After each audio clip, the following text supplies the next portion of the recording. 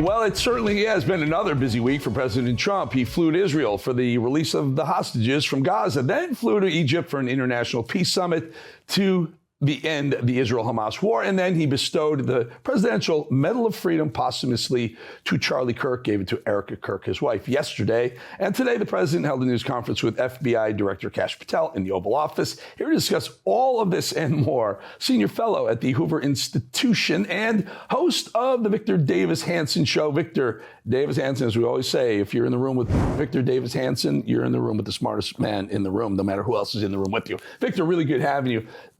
Let's start on will Hamas, Iran, Hezbollah, will this cabal hold this ceasefire and actually have a true, complete end to this war? Not on their own volition. There's three parties. There's the Arab moderates, so-called, and Turkey, Egypt, the Gulf states, and then there's Israel, and then there's the United States. And then there's Hamas out by itself. And Hamas has to be dismantled. And we can control Iran with sanctions, and they have no air defenses for now. And Hezbollah is being rebuilt, but still neutered. Houthis are neutered. But one of those entities has to deal with Hamas, and the other the other two have to allow it to do it. So either it's going to be the Arab regimes, the so-called moderates will have to deal with Hamas. I don't think they will. Or the United States will have to put troops or air power in there. I don't think we will. So it'll probably have to be Israel, and that'll be contingent on the Gulf states, Jordan, Egypt, Turkey giving them an okay, and us, of course, helping them with aid or whatever. But somebody is going to have to destroy the tunnels, keep Hamas leadership out of the picture, and dismantle Victor, what's left of it. How do they do that? How do they? Hamas has leadership roles within the Palestinian, I guess, government or whatever we're going to call it. Well, you have to do the opposite of what we've been doing. So when Israel hit Qatar, everybody got angry at Israel, but Israel basically forced Qatar to come to us and ask for a protectorate. And I think that the Trump administration said, yes, we'll protect you, but you're not going to host Hamas anymore. And then we said to Turkey, you're not going to host Hamas anymore. And we're going to debank them. We're going to bar them. Anybody connected with them with entry, pressure our European allies to do the same, and make them personae non grata all over the world.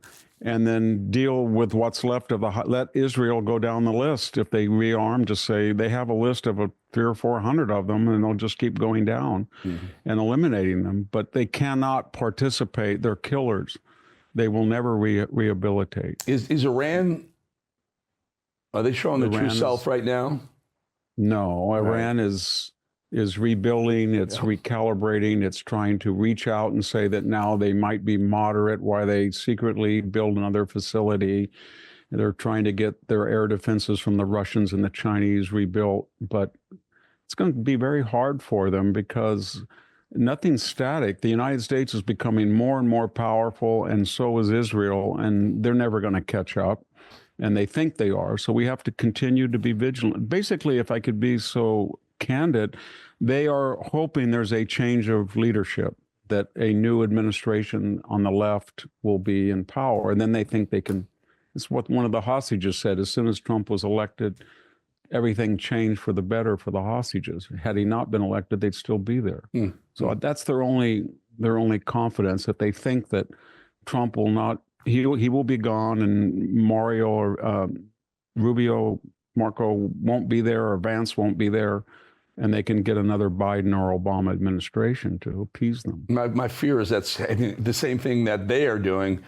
A lot of the business world is doing with Trump right now, promising to bring manufacturing back to the United States, and doing it so slow that they won't have to actually put a shovel into the ground until after he's no longer president. Got a quick thought on that?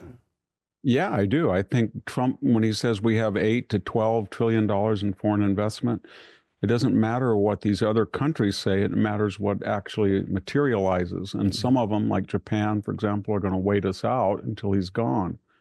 And I think that's same true of some of our businesses that say they're going to build these huge, $1 trillion plants.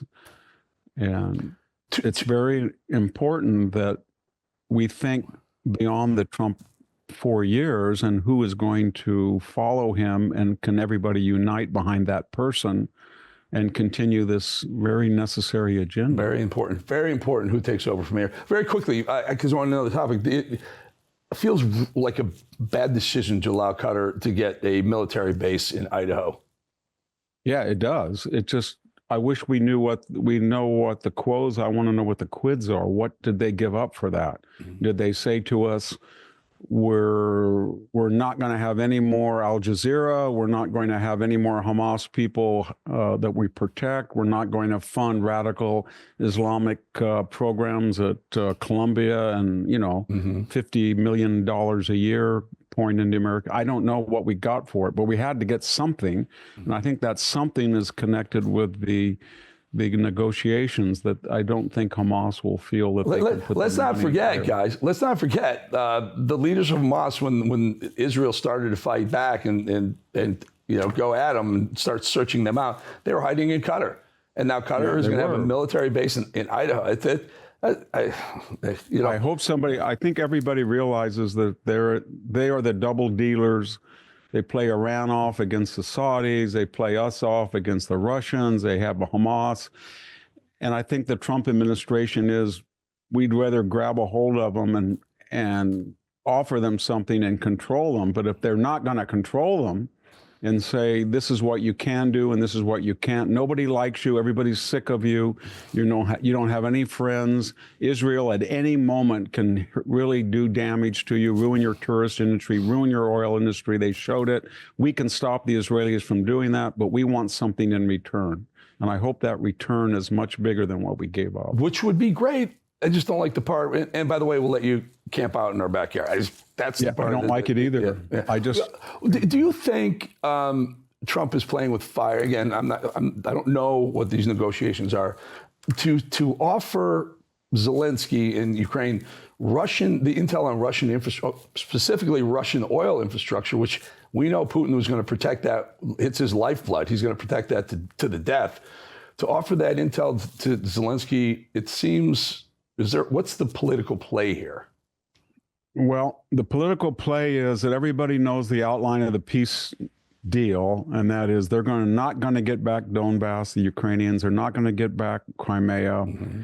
They are not going to be in NATO, but they're going to be armed, and they're going to be a deterrent power, so they can't be absorbed by Russia. Mm-hmm. And Russia wants as much land as they can get westward, so that justify this terrible miscalculation. It's cost them 1 million dead and wounded and missing. And Putin's got to go back to the oligarchs or the military and say, I got all of this land west of the Donbass and Crimea, and it was worth all this death. And he doesn't think he's there yet. And we think he's there. So they're going to argue over where the DMZ is. But what I'm worried about is strategically, if he's going to hurt all of these hospitals and schools, strategically, it's justified to hit him back. But it's a little bit, what's strategically justified is not the same as what's geostrategically wise. And when you start violating the rules of the Cold War for whatever good reason, that you start in a proxy war to hit the homeland of your nuclear rival with your weapons and using a proxy in the way that Khrushchev tried to use Cuba to do the same to us, whatever the reason is, you're in your new frontier. It's dangerous. Yeah. I'm going to leave it there. My question is why broadcast it, right? So you want to have you want to have covert operations. I'm sure we do. I'm sure we've given them a lot of intel, but it didn't seem. I couldn't figure out why Trump would broadcast on the stage. I agree. And I think he's trying to put pressure on Putin, and he thinks he knows Putin, and Putin is going to give concessions. It's a risk. Putin doesn't have enough land. Do you think the bite that the dog that's sleeping over there, or not necessarily sleeping, but maybe this guy's nuts, Putin. I'm not sure you want to mess with him that way. Victor Davis Hanson, appreciate your time, my friend. Thank you, sir. Thank you, Eric.